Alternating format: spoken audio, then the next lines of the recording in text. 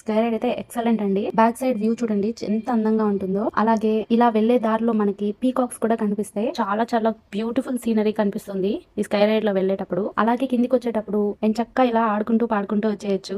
By the way ఈ fruit ఏంటో నాకైతే అర్థం కాలేదు. మీలో ఎవరికైనా తెలుసుంటే ఖచ్చితంగా కామెంట్ చేయండి. అలాగే రిటర్న్ వచ్చేటప్పుడు అంజీ సినిమాలో ఉడు ఉంది కదా, అది కనిపించింది. నాకు హాయ్ చెప్పడానికి డైరెక్ట్ గా రోడ్డు పైకే వచ్చేసింది. ఫ్యామిలీతో అవుటింగ్ కెళ్ళి ఎంజాయ్ చేయాలి, యాక్టివిటీస్ చేయాలి అనుకునే వాళ్ళకి ఇది బెస్ట్ ఆప్షన్ అండి. అస్సలు మిస్ చేయకండి సింగపూర్ వస్తే. సింగిల్ గా స్కై రైడ్ చేద్దాము అని డిసైడ్ అయితే అయ్యారు, కానీ ఎక్కేటప్పుడు అయితే చాలా భయమేసింది. ఇన్ఫాక్ట్ అసలు నేను కూర్చోగలనా, మధ్యలో భయమేసి అటు ఇటు జరిగేస్తానా అని టెన్షన్ వచ్చింది. కానీ నిజంగా చెప్తున్నా అస్సలు భయపడలేదండి. ఇన్ఫాక్ట్ నా మీద నాకు ఇంకొంచెం కాన్ఫిడెన్స్ పెరిగింది. ఇలా సరదాగా గేమ్స్ ఆడేటప్పుడు గట్టిగా అరవడం అంటే నాకు చాలా ఇష్టం. పనిలో పని ఆ పని కూడా చేసేసాను. ఎప్పటికీ గుర్తుండిపోవాలని చెప్పి ఇలా షార్ట్స్ రూపంలో మన ఛానల్లో పోస్ట్ చేస్తున్నాను. చాలా రోజుల తర్వాత ఇలాంటి అడ్వెంచరస్ థింగ్ చేసినందుకు దిల్ ఖుష్ అయిపోయింది. ఈ సింగిల్ రైడ్ టెస్ట్ లో పాస్ అవడమే కాదు, స్టేట్ ఫస్ట్ ర్యాంక్ కొట్టేసిన ఫీలింగ్ వచ్చింది.